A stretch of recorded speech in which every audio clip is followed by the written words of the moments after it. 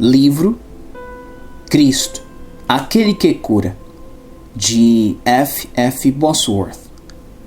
Continuação do capítulo 13. Quinta razão. Alguns não recebem a cura hoje em dia por não observarem as leis naturais. Devemos lembrar que as leis naturais foram estabelecidas pelo Criador, sendo tão divinas quanto os milagres. A natureza reflete a ação de Deus, mas não prodigiosamente. Por exemplo, devido à ignorância sobre as leis naturais, algumas pessoas não suprem seu corpo com os nutrientes necessários ou alimentam-se de maneira inadequada enquanto oram, pedindo que o Senhor as sare de um problema estomacal, mas elas próprias impedem a resposta. Depois que Deus se revelou como Jeová Rafá, o nosso médico, impôs a condição que o povo observasse suas leis sanitárias. Há momentos em que os que sofrem e ignoram as normas de dieta e de nutrição precisam receber orientação de alguém qualificado nessa área. Sexta razão. Alguns não são curados por causa da incredulidade dos líderes ou pastores que oram pelos enfermos. Os discípulos de Cristo, embora divinamente comissionados para expulsar demônios e para curar enfermos, falharam em libertar um menino epiléptico. Quando Jesus desceu do monte, ele expulsou o demônio responsável pela doença e repreendeu os discípulos pela incredulidade deles. Sétima razão. Alguns não são curados porque a aflição deles é obra de um espírito maligno que precisa ser expulso. Jesus não curou a enfermidade do menino epiléptico, mas expulsou o espírito causador daquele mal. Também expulsou demônios de pessoas com mudez e surdez, e Cristo disse acerca dos que creem nele: em meu nome expulsarão demônios. Marcos 16:17. Muitas vezes vimos pessoas serem libertadas imediatamente quando repreendemos os espíritos que as afligiam, quando falamos em nome de Jesus como seus representantes. Oitava razão. Alguns não recebem a cura porque abrigam iniquidades no coração. Tais pessoas precisam dizer como Davi: se eu atender à iniquidade no meu coração, o Senhor não me ouvirá. Salmo 66:18. Deus prometeu destruir todas as obras do diabo, inclusive no corpo, mas não enquanto abrigarmos a iniquidade em nossa alma. Pecados não confessados impedem as pessoas de receber a misericórdia divina. A palavra diz: o que encobre as suas transgressões nunca prosperará, mas os que as confessa e deixa alcançará misericórdia. Provérbios 28:13. Nona razão. Neste período da igreja, a atitude de mornidão, como a da igreja em Laodiceia, é um dos maiores empecilhos para a cura. Depois que foi glorificado, Cristo enviou mensagens às igrejas. Para a de Laodiceia, ele falou: eu sei as tuas obras, que nem és frio nem quente. Tomaras que foras frio ou quente, assim porque és morno e não és frio nem quente, vomitar-te-ei da minha boca. Apocalipse 3, 15 e 16. A melhor coisa é sermos quentíssimos para Deus. Porém, quanto a ser frio ou morno, é preferível ser frio, pois a mornidão é fatal, já que Cristo disse que lançaria para longe dele os mornos. A mornidão é uma enfermidade pior do que o câncer, de modo que o Senhor deseja, em primeiro lugar, curar-nos desse mal. Ele prometeu e espera corrigir nossos deslizes espirituais e inundar nosso coração com seu amor. Deus diz ao homem cujo coração está ardendo de amor por ele: pois que tão encarecidamente me amou, também eu o livrarei. Salmo 91:14, parte A. Servir a Deus com alegria foi a condição para as pessoas receberem a cura no tempo do Antigo Testamento. Certamente o padrão não decaiu nesta dispensação da graça. Décima razão. Enfermidades e aflições são permitidas para funcionarem como um alerta e dirigir o indivíduo para o centro da vontade divina. Depois que a enfermidade cumpre esse propósito, ela é removida.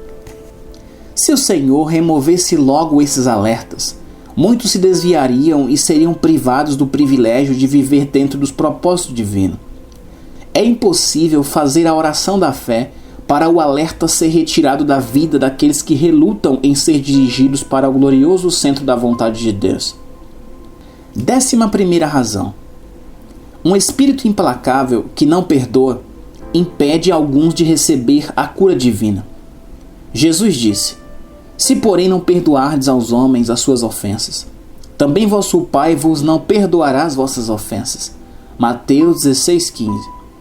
A primeira coisa de que precisamos e que Deus deseja conceder-nos é o perdão dos nossos pecados. No entanto, Ele não nos perdoa se não fizermos o mesmo em relação ao nosso semelhante. E se o Pai não nos perdoar, certamente também não nos curará. Muitas vezes vimos enfermos serem curados em um piscar de olhos quando se dispuseram a perdoar aqueles que os tinham ferido. 12ª razão. Erros cometidos contra outrem impedem alguns de ter fé para receber a cura. Aqueles que causam qualquer tipo de dano ao seu próximo precisam pedir perdão. Conhecemos muitas pessoas que foram curadas de enfermidades terríveis assim que fizeram isso. 13ª razão. Alguns não têm perseverança e intensidade para buscar a cura divina. O Senhor é galardoador dos que o buscam. Hebreus 11:6 parte C. Já vimos enfermos serem submetidos a várias cirurgias sem uma promessa concreta de cura. Contudo, muitos, ao buscarem a cura divina, algo que Deus prometeu, não fazem com o mesmo empenho e intensidade com que os outros procuram a ajuda de homens. 14ª razão. Devido à falta de ensino apropriado, muitos não são curados porque se contentam em restringir o poder de Deus aos milagres impessoais. Por não se sentirem bem e fortes no mesmo instante, algumas pessoas abandonam toda a confiança. Deus faz uma distinção entre milagres e cura. Se todo homem assolado por uma enfermidade fosse fortalecido instantaneamente, não haveria cura, pois todas as manifestações seriam milagres. Quando enumerou os dons espirituais, o apóstolo Paulo falou sobre os dons de cura e de milagres. Cristo não operou milagres em Nazaré por causa da incredulidade dos habitantes, mas curou algumas pessoas. Confundir milagre com cura é um empecilho para o mover de Deus, um impedimento comum em uma época em que existe pouco ensino sobre o assunto. 15ª razão. Alguns enfraquecem na fé quando se concentram nos sintomas. Em vez de tomarem essa atitude, deveriam seguir o exemplo de Abraão e se fortalecerem na fé, olhando para as promessas do Altíssimo. Tais pessoas colocam os sentimentos como base da fé, em vez de a palavra de Deus, a qual ele determinou como única base. 16ª razão. Outros fracassam em receber a cura porque não agem por fé. A fé sem obras é morta. Tiago 2,26 parte B. Deus não agirá até que tenhamos fé e ações correspondentes a ela. A tradução literal do texto em Marcos 11:22 é: tende fé em Deus. Apoie-se na fidelidade de Deus. O pleno exercício da fé significa que pensamos, falamos e agimos pela fé. Jesus disse ao homem cego em João 9,7 parte A: vai, lava-te no tanque de Siloé. Essa incumbência proporcionou àquele homem a oportunidade de exercitar a fé no coração, na mente e no corpo. Ele não foi curado sem antes manifestar a fé. Ele creu que a cura era sua antes desta manifestar-se visivelmente. Algo semelhante ocorreu com Naamã, 2 Reis 5, e com os 10 leprosos, Lucas 17. Jesus ordenou a estes que se apresentassem ao sacerdote. O registro bíblico diz: aconteceu que, indo eles, ficaram limpos. Lucas 17:14 parte B. Foi exigido deles uma demonstração de fé, a fim de que manifestassem crer com o coração, a mente e o corpo, antes de receberem a cura. Alguns deixam de ser curados porque revertem essa ordem divina. 17ª razão. Outros, quando são testados, abandonam a confiança, não percebendo que, como aconteceu com Abraão, o teste deve aperfeiçoar a fé e não destruí-la. Somos feitos participantes da promessa sob a condição de mantermos firme a nossa confiança até o final. Hebreus 10:35. Se a palavra de Deus é a razão da nossa fé, então sempre erraremos ao abandonarmos nossa confiança nela. 18ª razão. Alguns não recebem a cura porque negligenciam receber o Espírito Santo, enviado para compartilhar conosco as bênçãos da redenção. Em Romanos 8:11, Paulo diz que o nosso corpo mortal, assim como ocorreu com o de Jesus, também será vivificado pelo Espírito que habita dentro de nós. Uma vez que o nosso corpo é o templo do Espírito Santo e este opera a cura, podemos dizer que ele é o zelador que conserta a casa. No entanto, alguns mantêm deliberadamente o zelador fora da casa enquanto pedem que o interior seja consertado. Paulo afirmou que o corpo é para o Senhor, antes de dizer que ele é para o corpo. 1 Coríntios 6:13.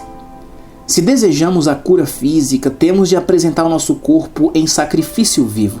Romanos 12:1. E permitir que ele seja templo do Espírito Santo. Geralmente, não podemos atribuir essa causa de fracasso para aqueles que não foram ensinados sobre o privilégio de serem cheios do Espírito. 19ª razão. Alguns não são curados porque substituem a fé na doutrina da cura divina pela fé pessoal. 20ª razão.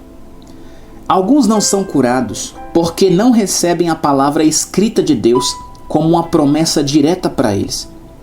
Esses falham em reconhecer que ter fé na palavra de Deus é o mesmo que crer na sua voz.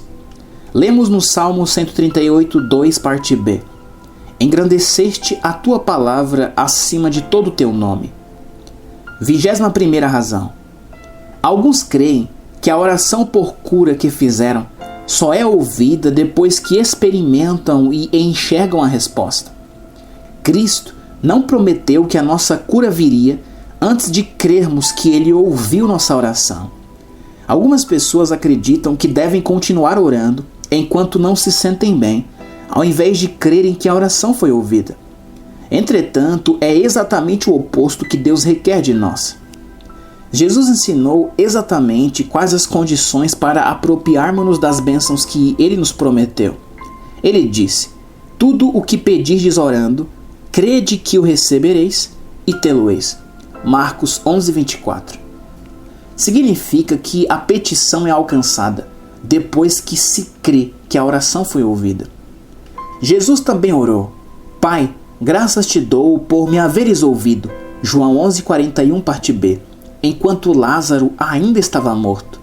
Da mesma forma, devemos dizer: Pai, graças te dou porque me ouviste, enquanto ainda estamos doentes. A resposta que você receberá de Jesus é: tê-lo-eis. Essa é a prova de que sua oração foi atendida. Como já afirmamos, ter fé na palavra de Deus é crer na sua voz. Ele não prometeu que seríamos curados antes de crermos que Ele ouviu nossa oração. Se pedirmos alguma coisa segundo a sua vontade, Ele nos ouve. 1 João 5,14, parte B. Então, temos de crer que a nossa oração foi ouvida no momento em que rogamos. Devemos declarar: sabemos que alcançamos as petições que lhe fizemos. 1 João 5,15, parte B. Não porque vemos a resposta, mas porque Deus é fiel e fará. Abraão não continuou orando até o nascimento de Isaac. Em vez disso, ele continuou crendo e glorificando a Deus por sua palavra. Lemos que, após Salomão clamar ao Senhor, 1 Reis 8,54, a bênção chegou. Em João 11, diante do túmulo de Lázaro, Jesus orou: Pai, graças te dou por me haveres ouvido. Versículo 41, parte B. Então, Lázaro saiu da sepultura. Josafá e os filhos de Israel tinham acabado de orar e louvavam a Deus em voz alta pela resposta da oração, antes de saírem para a batalha contra 3 exércitos enormes.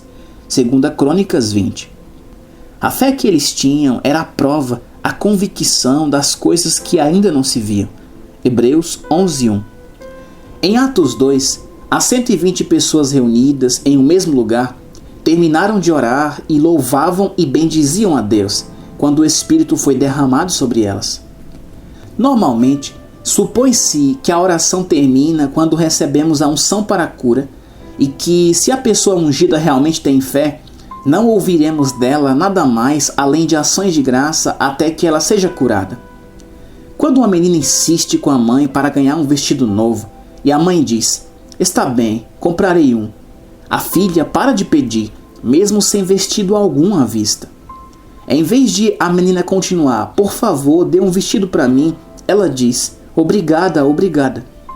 Talvez eu deva esclarecer que depois do compromisso, não devemos ficar indiferentes.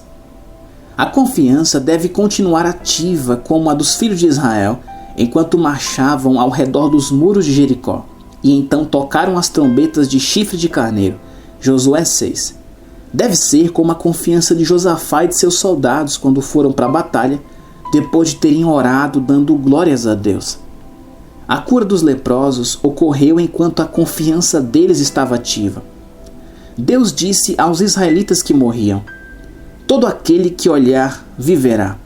Números 21.